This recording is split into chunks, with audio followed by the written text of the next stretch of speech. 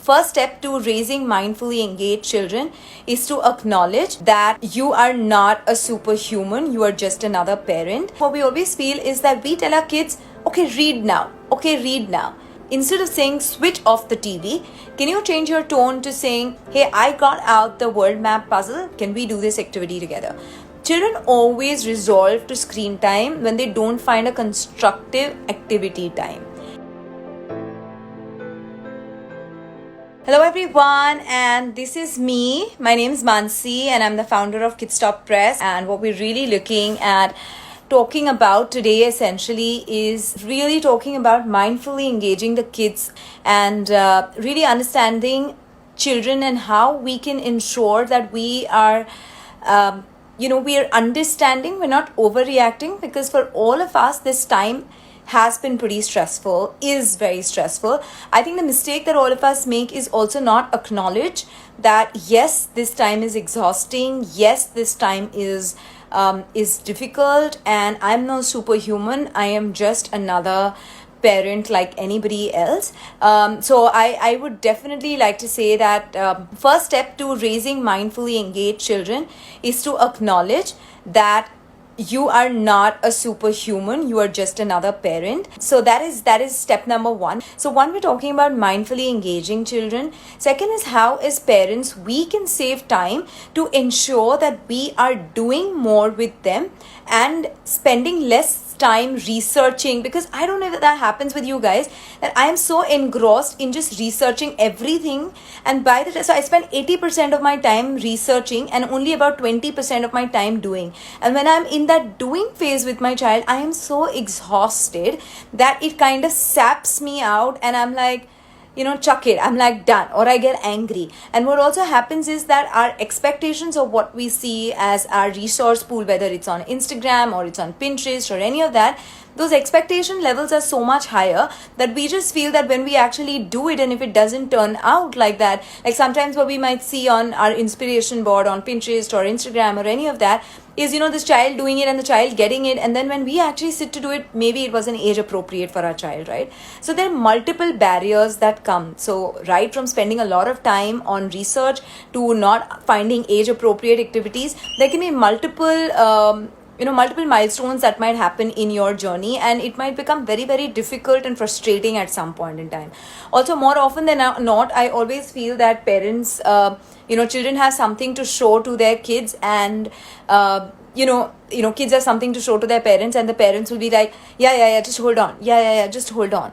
All it requires is, even if you're just like right like me in the midst of this live, and my daughter is like coming behind to show me this amazing painting that she's made, I literally, slyly just put my thumb out, and which I must share with you guys, which she's just painted, is this, right? And this is what she's done for Earth Day.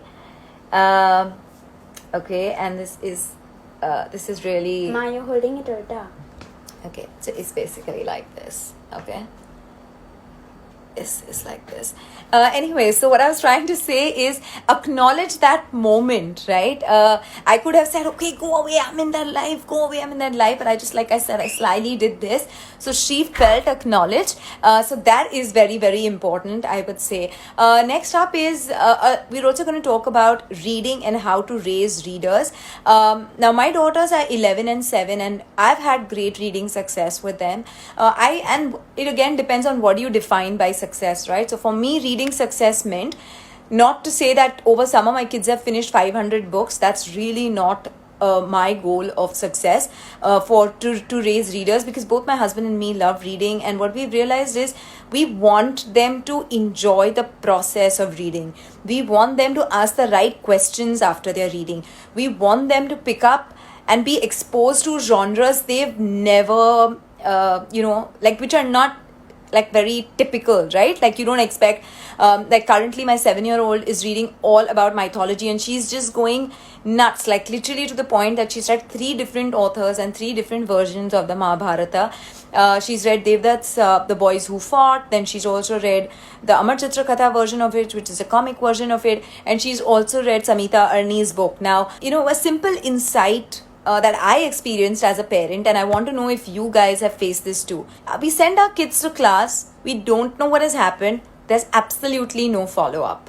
Let me know if you feel that. Right? So that is one question I want your response to. The other one I want to know your response to is, do you feel like your kids end up reading the same books, or your book collection is defined by okay, these are the bestsellers, this is what New York Times has recommended, this is what this is what Goodreads or Barnes and Nobles or any of these guys have recommended, let me go with this. Do you pick books basis that? Why do we stick to only international authors for our children? Why don't we explore Indian authors?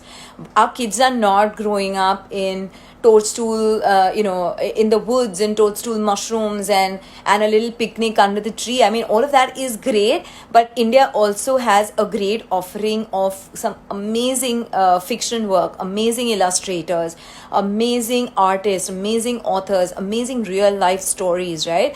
So why are we not exposing our children to that? Third is, what we always feel is that we tell our kids, okay, read now. Okay, read now. Instead of saying switch off the TV, can you change your tone to saying, hey, you know what? I found this great activity. Let's do it together. Hey, I got out the world map puzzle. Can we do this activity together? Children always resort to screen time when they don't find a constructive activity time. And I'm not saying that you have to always keep them engaged and you have to always find them, you need to always have them stimulated. That's definitely not on my agenda. But always give them some sort of stimulus and let them figure out stuff, of course, on their own as well by being bored. I'm all for boredom. But very, very important to understand what the child's mind is as well, right? And what is it that we can talk about, in terms of understanding what the kids really want. So when we're talking of reading, let's ensure that we are not wasting time in finding the best books, but heading over to Summer Fun Factory on Kidstop Press and saying, okay, I have age-wise selection, I have genre-wise selection. Then the right questions to ask are also there after my child has finished reading book. And then also say that there is an imagination bank which actually lets me as a parent understand whether my child has understood what the activity is, what the book is, to have those right conversations. What if the child got an opportunity to be the author? How would things be different? Like, all of that is all possible if we just stop researching 200 things and start doing one thing, right? So that is my insight into reading. Also, when we pick books, we always, like I said, either we pick the same genre, we pick books that have been recommended only by friends. I'm saying that is absolutely okay. Those are not wrongs at all, because the process of discovering books is constant, right? You constantly discover more and more books. So that is absolutely okay. The interesting part is, how do you know that a child's book is age appropriate?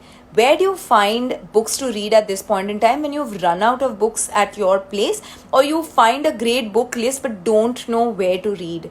Right now, these are exactly the tips and tricks that we've taught you in Summer Fun Factory, because we've recommended some great apps where you can actually find the best collection of books that you can actually read to your child. Also, a lot of you guys ask question on understanding reading level difficulties of children. So if your child is making no mistakes, he's happy to, just remember the 5-finger rule. You don't treat books as a punishment, and you treat books as a reward. Second, make sure that you are reading age appropriate books. Reading is a form of storytelling, so make sure that you're constantly storytelling. Okay, children love stories. Even if you've created a story on your own, that is absolutely okay. Please make sure that you are constantly driving that storytelling, whether it is about your childhood stories, whether it is how you love to do something, whether it is about a childhood friend. Storytelling is the best form of inculcating reading into your child. Okay, also ensure that you are constantly keeping books around. The difference between between reading that our parents did and what we are doing is, we are telling them, here's the book, go read. Our parents said, okay, you read this book or you know this story, what happens after? Do you think what Arjun did was correct or not? Do you think Saiba should have done this? Do you think, what would you do if you were in his place? Our parents had time for those conversations, right? So having the right conversation with your child after is most important. Next is also to have a very creative bank. The fiction or non-fiction both will teach your child something or a critical thing, right? So example, it could be on empathy, it could be on values, it could be on money, or it could be on anything, right? What is important is to ensure that your child has understood. How do you ensure that there is constant understanding in that? Is what you make sure that you do is you give parallels to your child. Now I understand that we're all working moms, we're all busy, we're all managing our homes, we're also managing our children, we're managing multiple things right now, right? And we're also dealing with ourselves. So I'm saying that save yourself that trouble. It becomes very easy. Our kids are growing up in the 21st century. They are going to be exposed to screen. My kids are in front of a device, I think at least about 6 hours a day. That is 4 hours of school and maybe an hour of homework and maybe 1 hour cumulative where they are chatting on video conferencing with their nannies or their cousin or their friends or something like that, right? Or they're taking an online class. So if it is under 2 years, they would say that less than 1 hour that's the maximum that your child can get. Now that 1 hour could be mindfully engaging your child to some sort of app that you're using to learn. So that is less than 2 years, has to be definitely less than 1 hour. But yes, I understand that these times are difficult. Can they talk to their cousins and dada dadi, nana nani, whoever it is on a device? Yes, that is okay. Between 2 to 6 years old, of course, less than 2 hours. And the Indian Academy of Pediatricians has listed this down age-wise. We already have it on the website. Also, the other thing I would say is that, guys, please understand that using screens at this point in time is only a way of only a way of learning as well with your children, right? So I think all of our kids, I think, learned how to change the virtual backgrounds on Zoom way before we did, right? Because they are so intuitive, they literally just get it. So that is one. Second is on Kidstop Press, I have personally curated a bunch of 5 or 6 apps which are totally worth your while.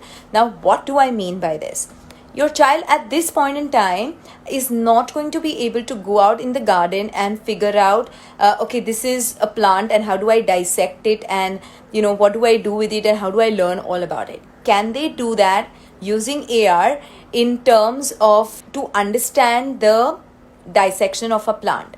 This is the flower, these are the pollens, these are the petals, this is the stem, what goes inside the stem, how does the plant make food? Can I do all this? Now, trust me, once your child has seen that app, he's never going to forget the way a plant grows. And doing barter with them, right? Okay, so I will give you money, I will give you hypothetically a cookie if this is done. Or if you clean my room for me, I will give you a cookie that I have just baked. Or I can give you this necklace to wear for 1 hour if you help me clean my room. So they understand that you have traded that for a service and not for a product. So product to product barter and product to service barter, right? So this is what they'll understand. So that is what you would perhaps start with a 4 or 5 year old. As simple as making sure that you are having the right conversations. We've created a course. We have created a course literally on Kidstop Press, which says value of money and how you can teach this to your kids, right? So right from the evolution, right from ensuring that we are talking about, we're talking about the value, the barter system, all of these definitions of Paytm, digital payments, how does money transfer, what is Google Pay, all of these questions are all listed with answers and activities that you can actually do with your kids. And guys, thank you. And if you have any more queries on how do you mindfully engage your kids all through this downtime, then make sure that you please reach out to me personally. My handle is @mansi.saveri, or you DM us at Kidstop Press, and we'll be very, very happy to address any of your queries one-on-one.